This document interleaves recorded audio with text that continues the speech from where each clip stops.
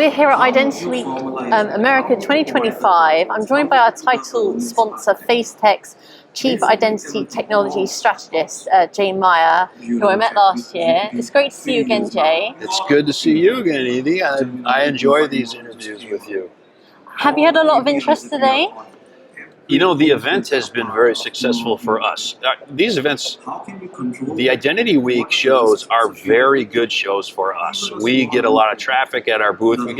One of the things that we've noticed this year is that the quality of the traffic, the inquiries that are coming in, are very high quality. These are seriously interested people, experts in this type of thing. And not only do they want to learn how the UR codes and our technologies work, but they have an idea of how they want to implement it already. So it doesn't get any better than that. And you introduced the UR codes in September 2024. Where have you seen this adopted in your use cases? You know, that's a good question. We have a few commercial organizations that have signed agreements with us.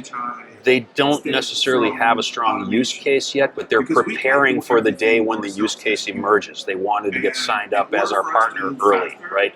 These are very big companies, consulting firms and enterprise class software vendors.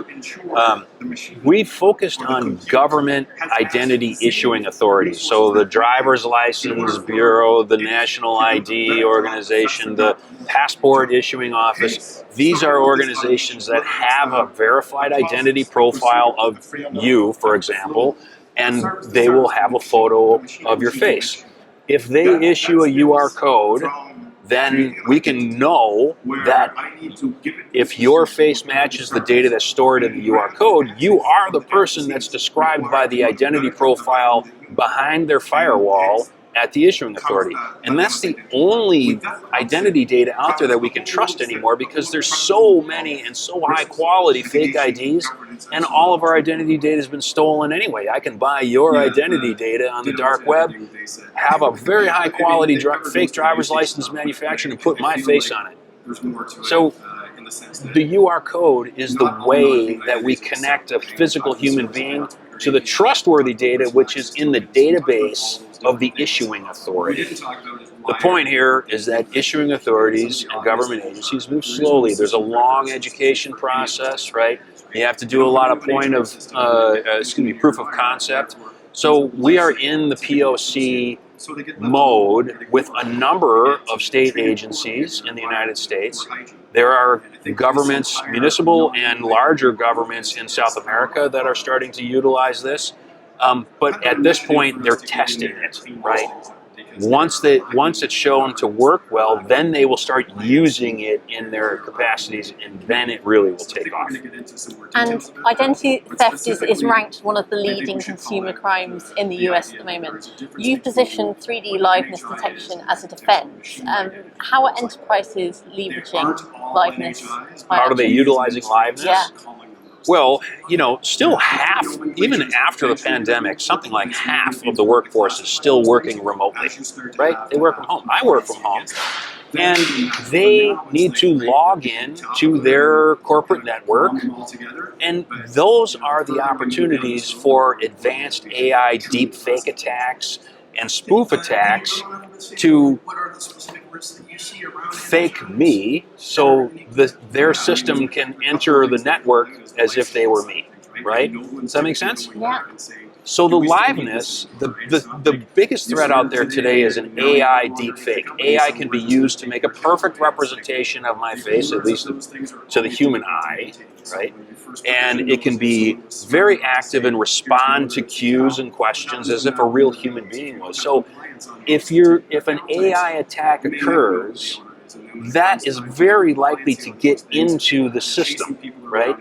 Well, if you can determine that the AI attack, which is effectively a video, if you can determine that's not a living human being, then you can thwart that attack almost immediately. So 3D liveness is the best way to do that today. We require the liveness verification first before we even move on to the identity authentication. Because if you can't prove liveness, you might as well not even try and prove that it's the right person. Make sense? Absolutely. Where do you think AI is going to go, to age fraud? Where do you see it evolving in the next 5 years, say? We are a member of the Age Verification Providers Association. Ian's walking around here somewhere. I had a good talk with him earlier. Ian has done an amazing job considering how small of an office he has. It's basically him and some help. But he has successfully lobbied governments all over the world to start using age verification for risky online things like pornography, gambling, whatever, right? And so it's happening now. It's taken a few years. We've been supporting the organization for about 4 years now, but now we're starting to see laws in place, especially in the UK. You guys must know, right? So our technology comes automatically, default, with an age verification capability. Any of our customers or partners can provide age verification automatically, and it's one of the best out there, right? So we're ready. We're doing hundreds of millions of age verifications every single year because it's on by default, right? But it's being utilized now for a real purpose, and we have customers and partners that are actually engaged with that and providing that service specifically.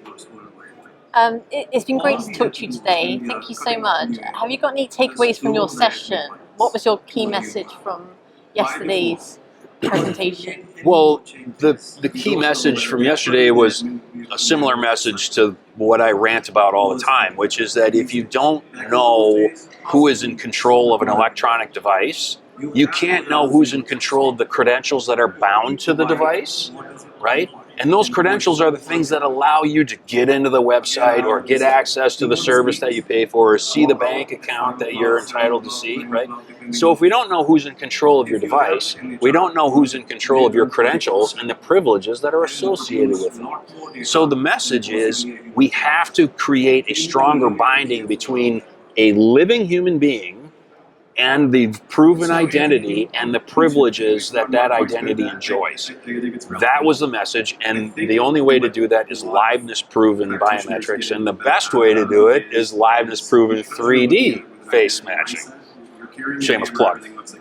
It's been great to catch up with you. I hope you enjoy the rest of your time here. I absolutely will. You too. Thank you very much.